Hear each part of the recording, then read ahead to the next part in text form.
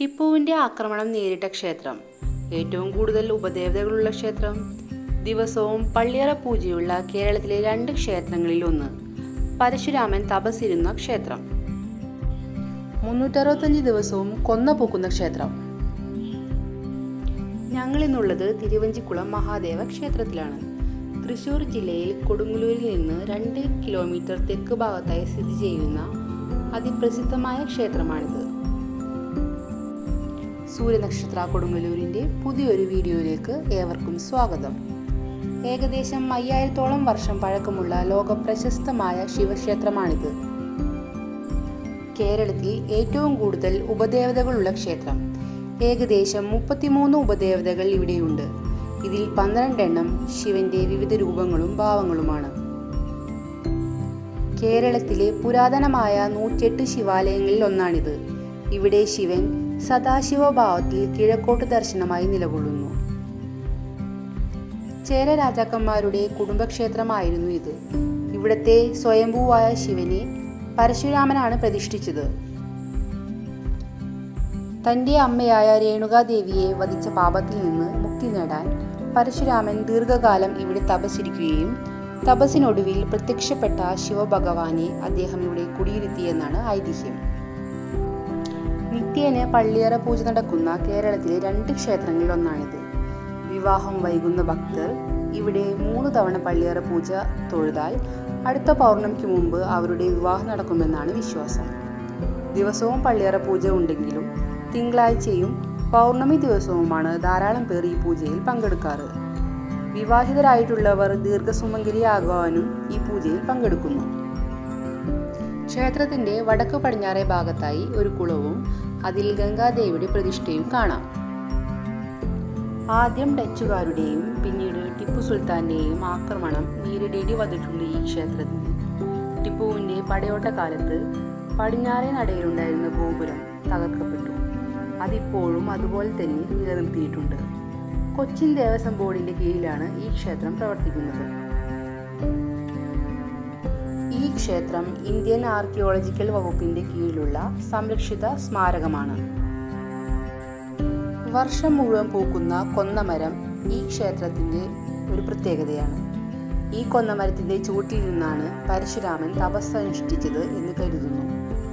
പരശുരാമന്റെ തപസ്സിന്റെ ഓർമ്മയ്ക്കായി ഇവിടെ ഒരു ശിവലിംഗം കൂടി പ്രതിഷ്ഠിച്ചിട്ടുണ്ട്.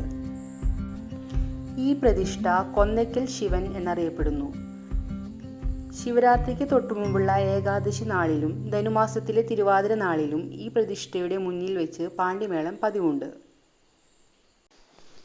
പള്ളിയറയിൽ നിന്ന് ഉണരുന്ന പാർവതി ദേവിക്കും ശിവഭഗവാനും കണി കാണാൻ വേണ്ടിയാണ് ദിവസവും കൊന്നപോക്കുന്നത് എന്നാണ് ഐതിഹ്യം.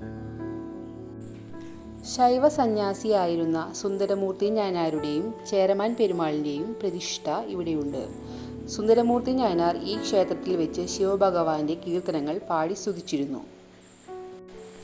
ശൈവഭക്തരായ ഇവരിരുവരും ദക്ഷിണേന്ത്യയിലുടനീളം സഞ്ചരിക്കുകയും പിന്നീട് തിരുവഞ്ചിക്കുളത്തേക്ക് തിരിച്ചെത്തുകയും ചെയ്തു. സുന്ദരമൂർത്തി നായനാരും ചേരമാൻ പെരുമാളും തിരുവഞ്ചിക്കുളത്ത് വെച്ച് സ്വർഗം പ്രാപിച്ചു എന്ന് വിശ്വസിക്കുന്നു. കർക്കിടക മാസത്തിലെ ചോതി നാളിലാണ് ഇരുവരും സ്വർഗാരോഹണം ചെയ്തത്. സുന്ദരമൂർത്തി നായനാർ ഐരാവതത്തിന്റെ പുറത്തും ചേരമാൻ പെരുമാൾ വെള്ളക്കുതിരപ്പുറത്തും സ്വർഗാരോഹണം ചെയ്തു എന്നാണ് ഐതിഹ്യം. ഈ നാളിൽ തമിഴ്നാട്ടിൽ നിന്ന് ധാരാളം ശൈവഭക്തർ ഇവിടെ എത്തിച്ചേരുന്നു. എല്ലാ വർഷവും ഈ നാളിൽ ഇവിടെ ചോതി മഹോത്സവം കൊണ്ടാടുന്നു. ചോതി മഹോത്സവത്തിന് മുന്നോടിയായി 7 ദിവസം മുമ്പ് ശൈവഭക്തർ തിരുവഞ്ചിക്കുളത്തെത്തുകയും ക്ഷേത്രത്തിലെ ശുദ്ധീകരണ പ്രവർത്തനങ്ങളിൽ ഏർപ്പെടുകയും ചെയ്യുന്നു.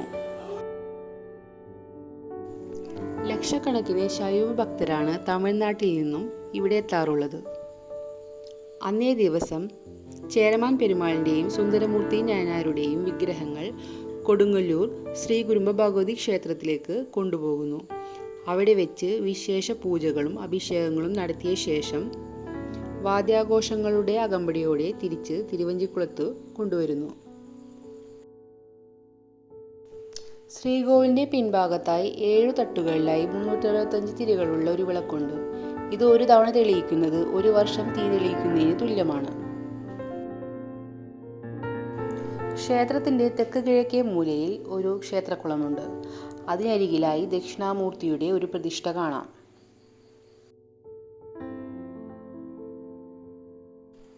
തെക്ക് പടിഞ്ഞാറേ ഭാഗത്തായി മേൽക്കൂരയില്ലാത്ത ക്ഷേത്രത്തിനുള്ളിൽ 3 പ്രതിഷ്ഠയുണ്ട്. അയ്യപ്പസ്വാമിയുടെയും ഹനുമാൻ സ്വാമിയുടെയും നാഗങ്ങളുടെയുമാണ് ഈ പ്രതിഷ്ഠ. ഹനുമാൻ സ്വാമിക്ക് വെറ്റിലമാലയും നാഗങ്ങൾക്ക് മഞ്ഞൾപ്പൊടിയും അയ്യപ്പസ്വാമിക്ക് എള്ളുതിരിയും ഇവിടെ ഭക്തർ സമർപ്പിക്കുന്നു. കുംഭമാസത്തിൽ 9 ദിവസം നീണ്ടു നിൽക്കുന്ന ഉത്സവമാണ് ഇവിടെ നടക്കാറ്. 9ാം ദിവസം ഭഗവാൻ ആനപ്പുറത്ത് ആറാട്ടിനായി പോകുന്നു. സമുദ്രത്തിൽ ആറാട്ട് നടക്കുന്ന ക്ഷേത്രം എന്ന പ്രത്യേകത കൂടി ഈ ക്ഷേത്രത്തിനുണ്ട്.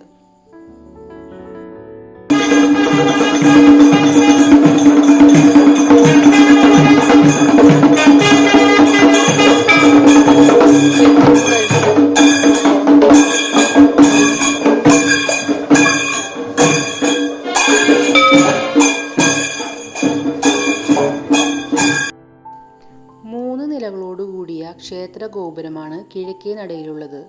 പൗരാണിക കാലത്തിൻ്റെ പ്രൗഢി ഇത് വിളിച്ചോതുന്നു.